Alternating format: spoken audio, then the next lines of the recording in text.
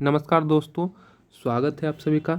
मैं अनूप आज भारतीय संविधान की पहली कक्षा आप लोगों के सामने लेकर के आया है और इसकी शुरुआत हम संविधान से करेंगे और अपनी बेहतर समझ विकसित करेंगे। तो आइए चर्चा करते हैं। जब हम संविधान की बात करें तो इसके लिए एक निर्माण के लिए संविधान सभा का गठन हुआ था, जिसकी पहली बैठक 9 दिसंबर 1946 को हुई थी। इस बैठक में जो अंतरिम अध्यक्ष होते हैं वो सच्चिदानंद सिन्हा होते हैं और प्रारूप समिति के अध्यक्ष अंबेडकर होते हैं। फिर 11 दिसंबर 1946 को अध्यक्ष नेहरू चुने जाते हैं और उनके द्वारा 13 दिसंबर 1946 को उद्देश्य प्रस्ताव लाया जाता है। इसी के साथ संविधान निर्माण की प्रक्रिया फिर हम देखते हैं शुरू हो जाती है।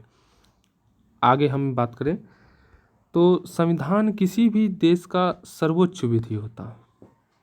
तो इसके हम संविधान को कैसे देख सकते हैं? दस्तावेज के रूप में भी देख सकते हैं कि विस्तृत दस्तावेज है। शक्तियों के स्रोत के रूप में भी इसे पढ़ सकते हैं। राज्य नागरिक संबंध के तुलना के रूप में भी देख सकते हैं संविधान को।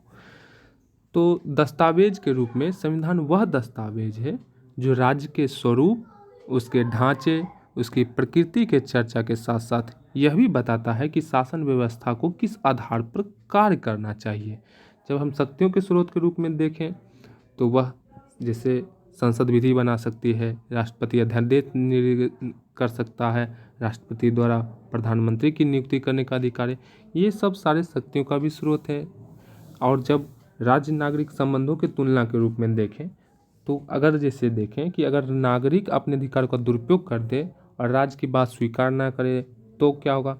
तो ये सभी के तुलना जब करें संबंध को तो उसके एक बेहतर संतुलन के लिए हम संविधान को देख सकते हैं। आइए फिर आगे बढ़ते हैं। जब हम संविधान निर्माण की बात करें तो इसे एक दस्तावेज के रूप में जैसे हम पढ़ते हैं, या फिर दस्तावेज इसका जो लिखा गया वह प्रेम बिहारी नारायण रायजादा द्वारा लिखा गया। यह दस्तावेज का कुल वजन जो था 3.75 kg था और इस दस्तावेज को लिखने के क्रम में रायजादा ने अपनी कलम की नोक की स्याही 432 बार बदली थी। जब हम कहते हैं कि संविधान एक सर्वोच्च विधि है तो इसके उदाहरण के रूप में हम भी एक उच्चतम न्यायालय का निर्णय भी देख सकते हैं।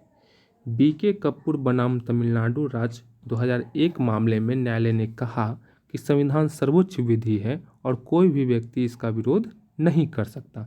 तो इस तरह से हम देखते हैं कि संविधान सर्वोच्च विधि है। आइए संविधान की विशेषता की बात कर लेते हैं।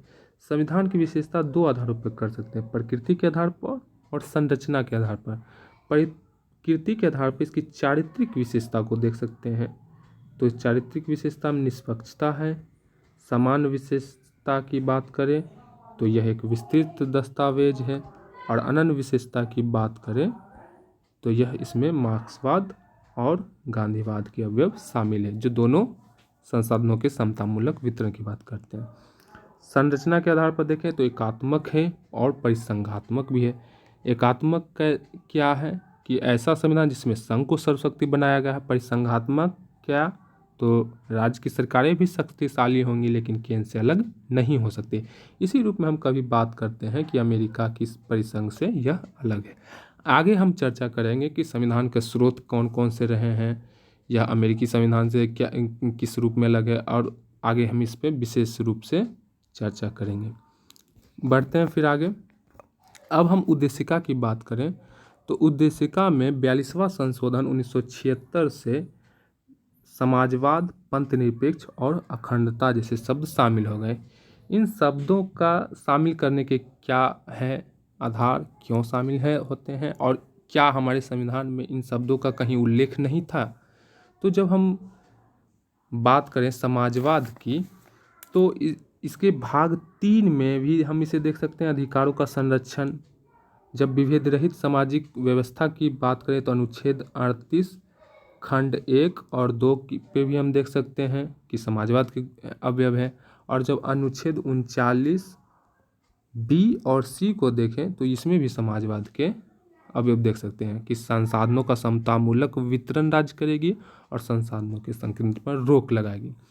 पंथ निरपेक्षता की बात करें तो पंथ निरपेक्षता वह प्रक्रिया है जो रूढ़िवादी समाज को विवेकशील समाज बनाती है।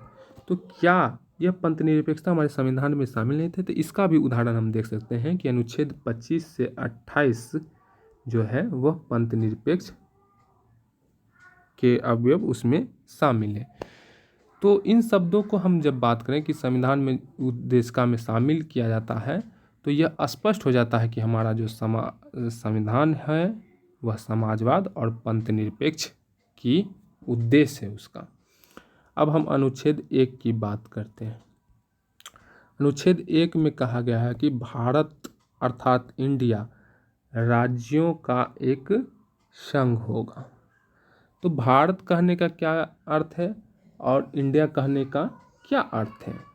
तो भारत, जब हमने इस संविधान निर्माताओं को ऐसा लगा कि भारत को सांस्कृतिक रूप से अखंड बनाने के लिए यह भारत शब्द आवश्यक है, यह हमारे सांस्कृतिक धरोहर, इसीलिए भारत शब्द का उल्लेख किया जाना आवश्यक था। और इंडिया चूँकि राजनीतिक और राजनीतिक रूप से हमारे अंतर्राष्ट्रीय स्तर पर जब बात करें तो इसका हम देखें कि इसका नाम जो है वह रिपब्लिक ऑफ इंडिया है, इसलिए इन दोनों शब्दों का उल्लेख है।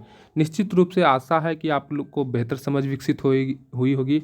आगे हम विस्तार रूप से इस पर चर्चा करेंगे कि कहाँ से ये स्रोत लिया गया है, क्यों लिया गया है और किस रूप में से पढ़ करके हम अपने ज़्यादा प्रावधानों को समझ सकें और अपनी बेहतर समझ विकसित कर सकते हैं। धन्यवाद। अगर अच्छा लगे तो चैनल को सब्सक्राइब कर लाइक कर जरूर करें।